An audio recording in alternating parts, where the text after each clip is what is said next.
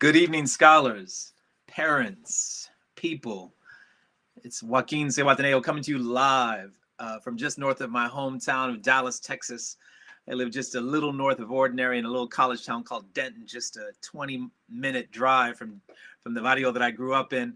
It's wonderful to be here with you all tonight. And I'm so excited to be here to talk about and really sort of announce, if you will, that my book, Dollars for Scholars, is ready to go out into the world.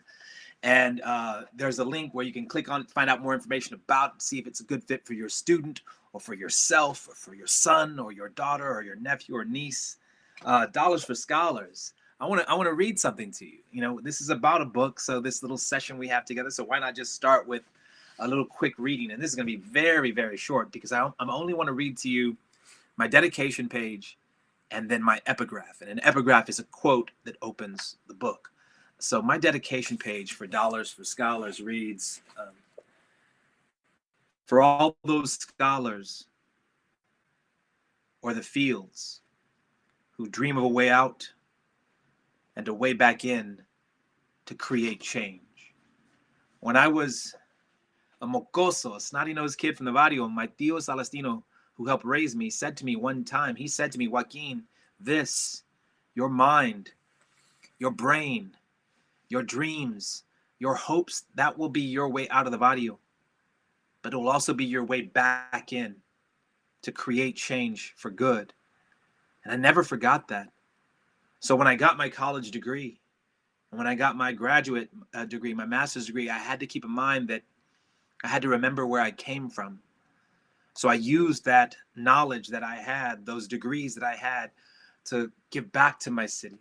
I created a nonprofit organization called Dallas Youth Poets, and I was the executive director and funder and organizer and teacher that created the program and ran it for some of the best years of my life, for about 6 years. The only way that I was able to fund that program and create that program was because of the college degrees that I had. And that's what this book is all about. It's about finding a way into college. It's about funding a way into college. I want to read the epigraph, the quote that opens the book. And the quote is from, people ask me all the time, I want to be a great scholar. I want to be a great student. So I want to read the best work, who's the Shakespeare of today, that I can read their work and I can grow as a thinker and a writer just by reading and experience their work. And I don't know, I think that answer is different for all of us. But on most days, I fall back on the work of Lydia Yuknavitch, who I think is the greatest living writer. And there's a quote that from Lydia Yuknavitch from their book, The Chronology of Water, that opens the book. And the quote is, if I could go back, I'd coach myself. I'd be the woman who taught me how to stand up, how to want things, how to ask for them. I'd be the woman who says, your mind, your imagination, they are everything. Look how beautiful. You deserve to sit at the table. The radiance falls on all of us.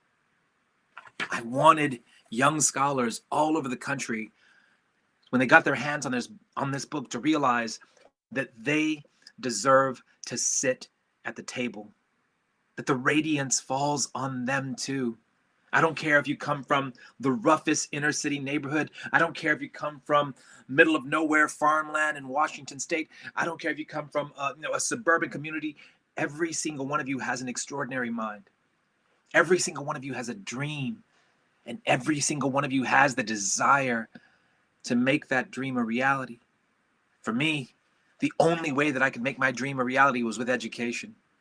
There's no way around it. I wanted to be a writer. I wanted to be a teacher. I couldn't be those things without the right kind of paper. And I don't mean money. I'm talking degrees, plural. So I want to talk with you about how this book came about. This book, Dollars for Scholars, started with a challenge. The youth engagement company that helps me get out in the world, CoolSpeak, who I owe the world to, said to me, Joaquin, we have a challenge for you. But it's not just us who are challenging you. There's another program in Philadelphia who has sort of lit a fire in us to challenge you. And it was a Gear Up program in Philadelphia, and CoolSpeak, this amazing company, that got together and said, let's give Joaquin a challenge. Comes and talks to our students about scholarships and writing a successful scholarship essay and transitioning successfully into college from high school. but we need a resource. We need a book, something they can take away when Joaquin's not there, to be in their ear and tell them all that information, something they can take in their room and they can work with and they can create with and they can research with and they can strive to be a better college student because of the tool they have in their hand that is some kind of resource or book. And when CoolSpeak and Philadelphia Gear Up challenged me, those are two organizations that I care about with all my heart and all my soul. So I couldn't say no. I had to say yes. And so I put pen to page and I did research. And most importantly, this was before the pandemic hit. I was traveling around the country working with a lot of successful college students. And I had conversations. And really the main source for my book is college students that I had conversations with. I was asking them, what are some things that students can do to be successful? What are some things students can do to transition successfully from high school senior to college first year student? And what are some things about the scholarship process that you struggled with that you wish you had help with? And so many students, I owe a wealth of gratitude to those students who sat with me at a conference or sat with me at a university or sat with me at an event and listened to me and gave me feedback so that I could pass it on to younger scholars. When I first got this challenge, the first thing that I said to myself was, I need to set some goals. And really what I want to talk to you tonight about, for just a few more minutes, is that transition from high school senior to first year of university or college student. And by the way, when I say a first year student of college student or university student, I understand that might mean junior college. That might mean community college. That might mean a technical school. That might mean a vocational school. That might mean a trade school. That might mean a university. This thing that is our continuing education after senior, it's different for all of us. And what I'm talking about is all of them. So when you hear me say college or university, know that I mean that entire gamut of the thing that we're going to do after senior year that's going to make us stronger mentally. It's going to make us a more marketable. So I set aside some goals. And I want to talk with you about that, how important that was for me to be successful in creating this book. And most of the young scholars, when I talk with them, like, if you could give any young person some advice for making a successful transition, moving from that high school senior to that first year college student, most of the young people I talked to had the same thing to say, and that was start by setting some goals. And goal setting is not easy. It can be difficult. It can be challenging because the way to do it effectively is, there's a method, there's a methodology that you have to follow. And there are so many things that make goal setting effective. And I'm only going to talk with you about a few of them because I only have so much time tonight to be with you. Number one, you have to believe in the process. There's a famous coach who once said you have to trust the process. And if you believe in the ideal of goal setting, then you have a better chance of succeeding at those goals. And it also ties in to believing in yourself. And you have to. So many people believe in you, your mother, your father, your abuelo, your grandparents, your tíos, your tías, but you have to believe in you too. And you have to believe in the process of setting goals and fighting for them. Now, here's something else to keep in mind when you're setting your goals for being successful that first year. In order to meet my goals for my book, what I did was I wrote them down. And that's so important to have your goals written down on paper, manifest into the universe so we can see them, we can post them on our mirror, and we can check them off as we achieve them. So having the goals written down is key to being a successful writer or a successful college student. I see Zach Gowan, my main man, is popping in on the chat. I see you, Zach. Thank you for being here, brother. It's so great to hear you and see you. I also want to let you know that when it comes to goal setting, specificity is key. It's so key. Berto, I see you. Good to see you. I hear you. Great. I'm so glad your voice is in the chat. Specificity is key. So when you're setting your goals, remember, you want to be as specific as you can. A vague goal makes it hard to actually measure whether you've attained it or not. But something that's more specific, that's actually something tangible, something we can check off. So keep that in mind. Saying I want to have a successful first semester is not nearly as precise as saying I'm going to strive for all A's and B's this semester. because now we can measure that. We can grade ourselves on our performance, okay? Now, there's so many more things I would love to talk to you about goal setting, but the thing is we only have so much time tonight. But I do want to conclude with one thing, and that is this. You have to be reflective. You have to go back and look at your goals. You have to grade yourself. You have to, not only believe in the process, you have to work through the process. When I set my goals for writing this book, I was checking off that list every time I got through a section that was a goal. I was checking off that list every time I set aside, today I'm going to research for 2 hours. I was able to check off and go back and be reflective. So you have to absolutely go back and not only trust the process, you have to work the process. If you set aside 7 goals for your first academic semester as a first-year college student, have them posted, have them specific, and be able to go back during the process of the semester and at the end of the semester and reflect. What did you achieve? What didn't you achieve? What were you close to? What could you have done to do a little bit more? To attain one more of those goals that you set for yourself. That's how I made my way through the process of creating this book. And that's how you'll make your way through the process of transitioning from that senior year of high school to that first year of university. And believe me, I have been in your shoes. Everyone at CoolSpeak has been in your shoes, meaning we have had the terror of walking onto a giant campus and feeling alone and feeling isolated and feeling overwhelmed. But you cannot be afraid to ask for help. That's something else I want you to keep in mind. Every university, every college, every technical school, there are counselors there. There are professors there. There are teachers there. There are assistants there. And you have to absolutely be willing to ask for help. I know sometimes culturally, for some of us, it's hard to do that. Like I mentioned my Tío Celestino earlier. And I'll tell you right now, my uncle was one of those men who tried to who instilled in me all those years, like, mijo, you don't ask for help. You do it all yourself. You take the weight of the world on your shoulders because you can do this. You can do anything. You can do it by yourself. And in a way, I appreciated that because it sort of instilled a fire in me and a desire in me to want to be independent. But at the same time, it was a little bit of a disservice because you have to know that it's okay to ask for help. If you set several goals for your first semester and you're having trouble meeting those goals, there are resources on that campus that can help you meet those goals, that can help you be successful. I'm hoping that this book, Dollars for Scholars, will be a resource like that. Something that you can go to, something that you can write in, something you can reflect with, something that you can walk away from a session with me and have this tool in your hand and use it to sort of shape yourself into a stronger student.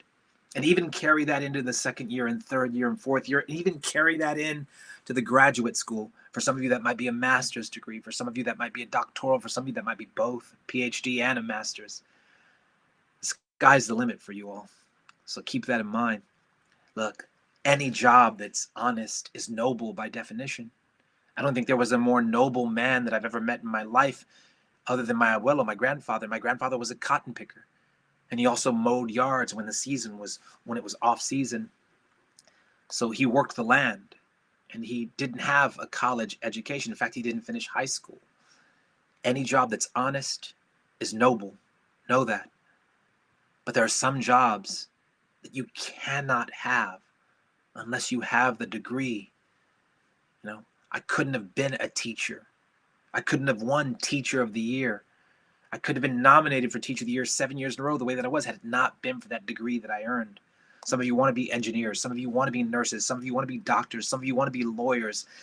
And some of these professions, you simply can't be them without the degree. And I want you to have every opportunity.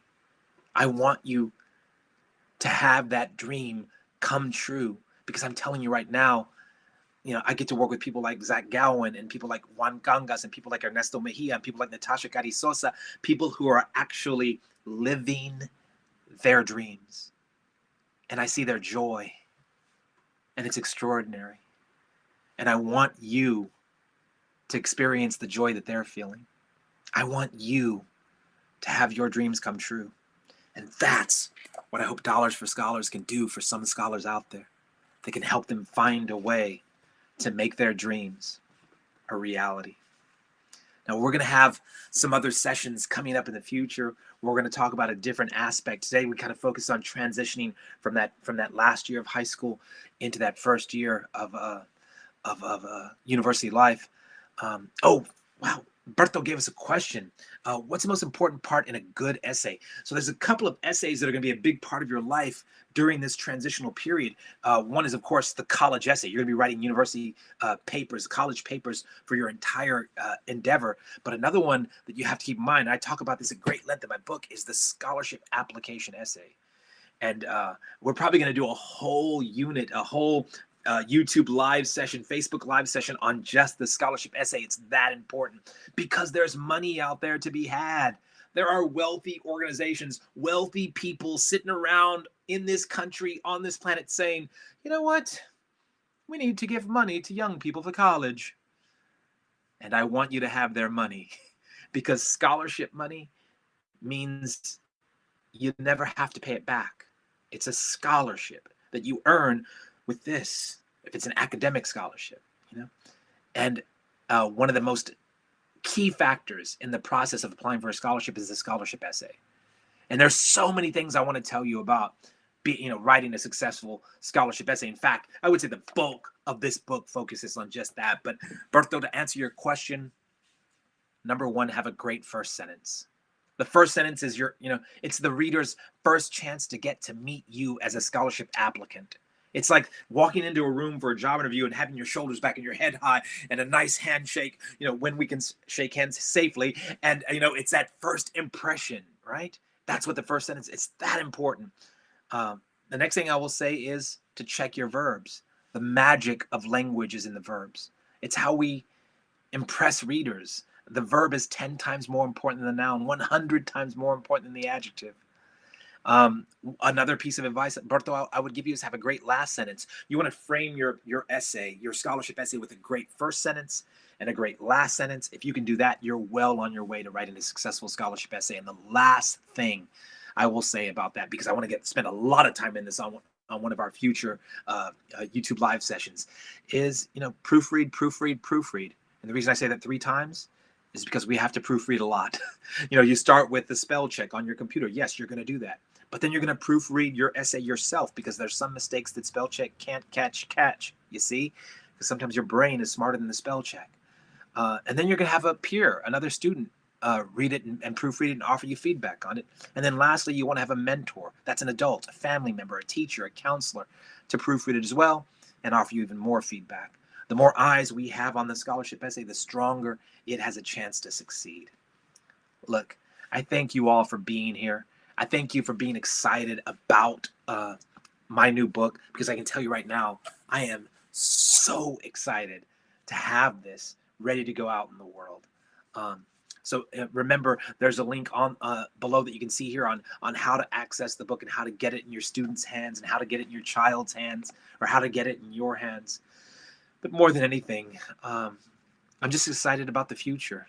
I was working with students today in the Tri-Cities area of Washington State, and I told them I just sort of felt electric today. It was very gray and overcast, and as I was talking to the students and telling them how full of hope I felt, the sun came out. It was like you couldn't have planned it any better. It was like something in a Steven Spielberg movie, and it happened right live as I'm teaching students, and that's really how I feel. I feel very light, and I feel very hopeful, and I think that we're going to get through this. And I think we're getting through this. And it might not be tomorrow. And it might not be next month. It might be closer to the end of this year and maybe even, into the early part of next year. But I think I'm going to have the opportunity to go back into classrooms and into lecture halls and into university classrooms, into high school classrooms and work with students, the way I was for years before this virtual tour that I've been on the last year and a few months. I think we're getting close to that.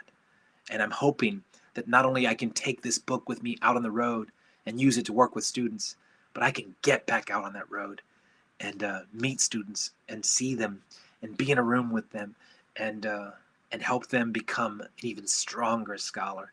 because there's nothing I'm more passionate about than helping young people find a way into college and fund a way into college. And that's exactly what my book's about. It's been amazing being with you tonight. Thank you so much for being with me. Unfortunately, I've got to wrap this up because my amazing Puerto Rican partner is about 20 feet that way. And there are steaks that are sizzling to perfection right now. I can kind of hear them and smell them in the distance. And I need to go get over there and be with my family. So thank you for tonight. It's been an absolute honor to be a very small part of your very large evenings and your very large lives. I want to thank CoolSpeak for making this possible. Thank you, my main man, Chu Carlos Ojeda Jr., and thank you to the technical guru behind all of my screen time, Gil Peña. Gil's our technical guru. Gil, thank you for working with me today with the Tri-Cities area. Thank you, Juan Gangas, for helping me get word about this book out into the world and for helping me design the marketing platform for this book. What a great team to be a part of in CoolSpeak. And I'm so thrilled that we got to spend some time together tonight. Thank you all so much and have a great evening. And since I'm a high school teacher with a lifetime certification, I can give homework anytime I want. So here's a homework assignment, okay? Young people, 2 parts. Research a scholarship. Find one that's a good fit for you. Give yourself a time limit, maybe 7 days to find one good one. And lastly, between now and those 7 days, eat you some really good tacos because you deserve it for doing all that work. Thank you all so much and have a great night. I'll see y'all next time.